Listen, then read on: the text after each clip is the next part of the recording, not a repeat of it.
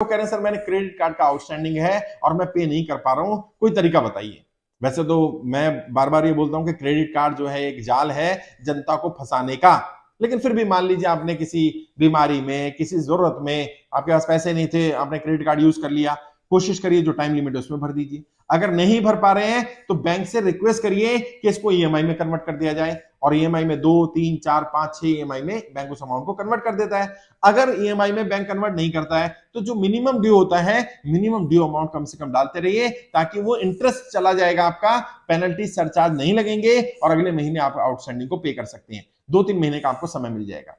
फिर भी कोशिश ये करिए कि क्रेडिट कार्ड की पेमेंट समय पर दें। अगर क्रेडिट कार्ड की पेमेंट बाउंस हो जाती है, दिक्कत आ जाती है, तो वैसे तो कोई प्रॉपर्टी नहीं ले सकता बैंक, क्योंकि वो अनसिक्योर्ड लोन होता है या अनसिक्योर्ड है क्रेडिट कार्ड, बैंक भी ये बात मान के चलता है। लेकिन फिर भी आपका अगर क्रेडिट कार्ड उसी बैंक का हुआ जिस बैंक में आपका सेविंग अकाउंट हुआ, तो सेविंग अकाउंट को सीज किया जा सकता है, सेविंग अकाउंट से पैसे निकाले जा सकते हैं, आपको नोटिस भेजा जा सकता है, लोक अदालत में बुलाया जा सकता है, आपको कोर्ट का नोटिस आ सकता है, वकील का नोटिस आ सकता है, अननेसेसरी आपके ऊपर प्रेशर बनाया जा सकता है कि आप पैसा दें।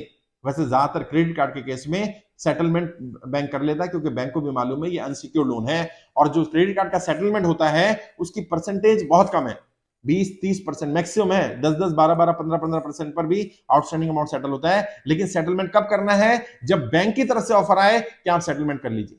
अगर आप अपनी तरफ से बोलेंगे मैं सेटलमेंट करना चाहता हूं, तो बैंक आपको ज्यादा डिस्काउंट नहीं देगा, क्योंकि बैंक ये मानकर चलेगा आप विलफुल डिफॉल्टर हैं, आपके पास पैसे थे, आप देना नहीं चाहते थे, आपने जानबूझ करके डिले किया। हो सकता है फिर बैंक आपको रियायत ना दे, सपोर्ट ना दे। इसलिए बेहतर ये होगा कि आप बैंक का ऑफर आने दें, और अगर आपके पास पैसे नहीं है तो आप सेटलमेंट के लिए ना जाएं। जब बैंक ऑफर दे और रीजनेबल ऑफर मिले तो आप सेटलमेंट के लिए जा सकते हैं।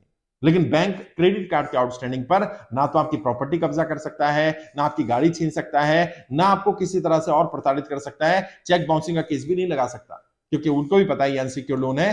फिर भी अपनी तरफ से विलफुल डिफॉल्टर नहीं बनना है। पहली बात तो क्रेडिट कार्ड यूज नहीं करना, यूज करना है तो समय पर पैसा जमा कराइए। अगर आपके पास 2 या 3 बैंकों के क्रेडिट कार्ड है तो ये मत करिए कि यहां से लेकर वहां दे दिया, वहां से लेकर वहां दे दिया, कर्जा उतना ही बना रहेगा।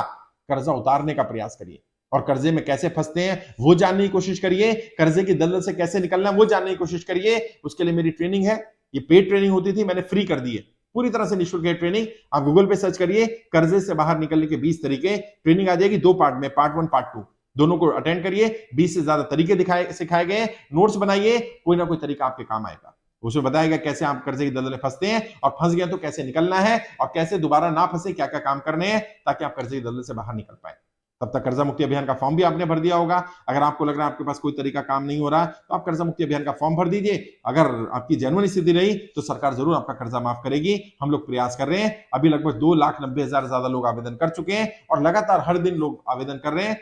फॉर्म का लिंक चाहिए तो मेरा पेज है शाहनवाज चौधरी भारतीय, यूट्यूब पर जाइए वहां पर मिल जाएगा, फेसबुक पर जाइए वहां मिल जाएगा, इंस्टाग्राम पर जाइए, ट्विटर पर जाइए, पहली पोस्ट मिलेगी उसमें फॉर्म का लिंक मिल जाएगा, ट्रेनिंग के भी वहां लिंक मिल जाएंगे।